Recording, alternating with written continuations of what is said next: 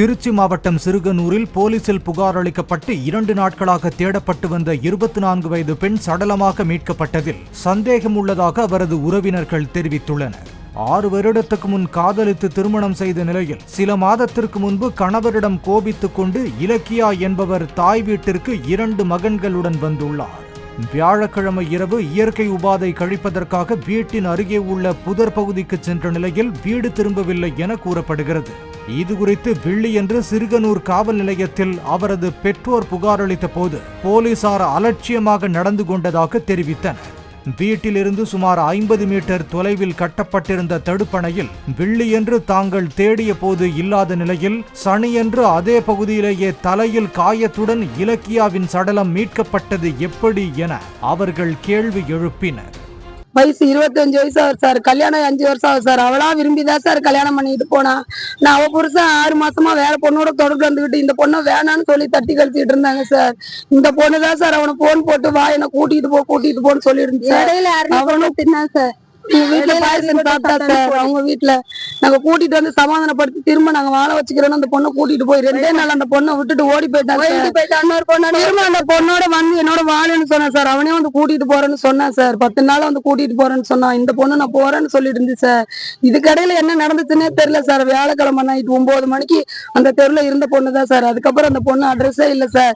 வியாழக்கிழமை போன பொண்ணு நாங்க ஊரா சரி சொந்தக்காரங்க வீட்டுல போலீஸ் ஸ்டேஷன்ல போய் வெள்ளிக்கிழமை காலையில எல்லாம் 8 மணிக்கு போய் ஸ்டேஷன்ல கம்ப்ளைண்ட் கொடுத்தோம் சார். அவங்க சொந்தக்காரங்க வீட்டு எல்லாம் தேடி பாருங்க அப்படின்னு சொன்னாங்க சார். நாங்க எல்லா இடத்துலயும் போன் போட்டு தேடி பார்த்துட்டோம் சார். திரும்ப அன்னைக்கு நைட்டும் போனோங்க சார். திரும்ப நீங்க காலையில வந்து கம்ப்ளைண்ட் எழுதி கொடுங்கன்னு சொன்னாங்க சார். திரும்பி காலையில கம்ப்ளைண்ட் எழுதி கொடுத்து அந்த பொண்ணு போனமா வந்துச்சு சார். சனிக்கிழமை காலையில எங்களுக்கு ஒண்ணுமே நம்பிக்கை இல்லை சார். போலீஸ் விசாரணை கொஞ்சம் சீவிரமா கொஞ்சம் இந்த பொண்ணு நடந்ததை கண்டுபிடிச்சு கொடுங்க சார். Please sir. இந்த பொண்ணோட 6 மாசமா இருந்தேன் சார். 6 மாசமா பொண்டாட்டியை தேடாம இடையில 10 நாளைக்கு முன்னாடி வந்து பொண்டாட்டி வாடி நம்ம போய் வாழலான்னு அக்கறையா கூப்பிட்டு இருக்காங்க சார். 6 மாசமா தேடல அந்த பொண்டாட்டி.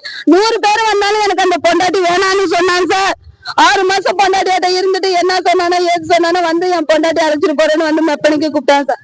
இந்த 6 மாசம் உனக்கு பொண்டாட்டி இல்ல இப்ப என்னடா திடீர்னு வர உன் தாய் பிள்ளை ஒரு ஆள் அழைச்சிருவாடா நான் விட்டு அனுப்புறேன் எங்க அக்கா பொண்ணு உத்தரவார கூடுறான்னதுக்கு என் தாய் பிள்ளை யாருமே வராதுன்னு சொன்னாங்க சார். இன்னைக்கு பாரதி வாங்க மட்டும் தாய் பிள்ளை எப்படி சார் வரும்? அவன் தாய் பிள்ளை உயிர் இருக்கும் போது வரல. அந்த தாய் பிள்ளை செத்த பணத்தை கூப்பிட மட்டும் எப்படி சார் அந்த தாய் பிள்ளை வரையாட்ட மேல கூப்பிட சொல்லுங்க சார். இதுக்கு நாயத்தை சொல்லுங்க சார்.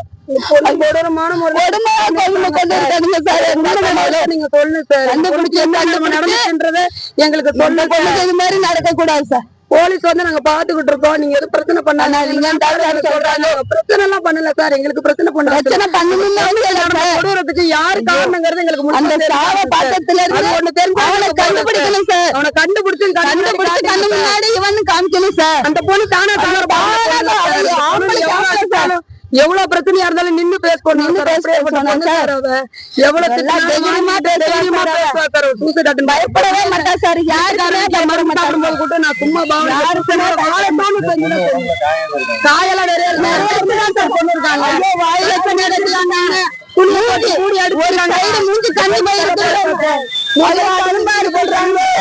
நெருக்கி கொண்டு இருக்காங்க.